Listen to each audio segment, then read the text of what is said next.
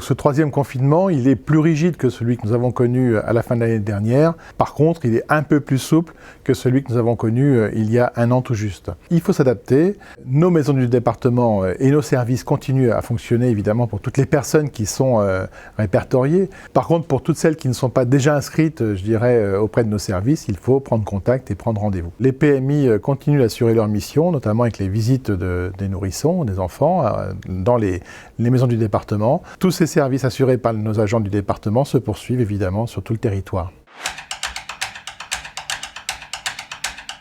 Nos collèges, évidemment, sont fermés pour la plupart. Seuls quelques-uns d'entre eux restent ouverts pour accueillir uniquement les enfants de personnel soignant ou de personnel d'agents qui sont, je dirais, en première ligne. Nos collégiens ne sont pas scolarisés durant pratiquement un mois.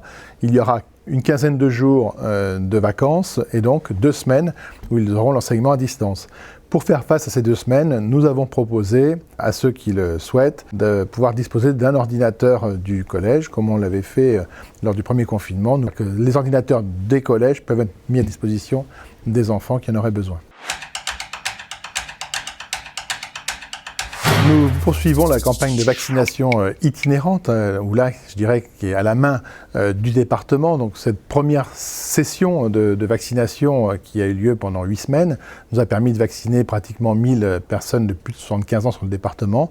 Nous relançons à partir du 22 avril une nouvelle session de vaccination sur 8 semaines avec le SDIS cette fois-ci. Donc il y aura 2 jours assurés par les agents du département, médecins, infirmières et personnel administratif, et 2 jours assurés par le SDIS, donc médecins, infirmiers et personnel administratif du SDIS.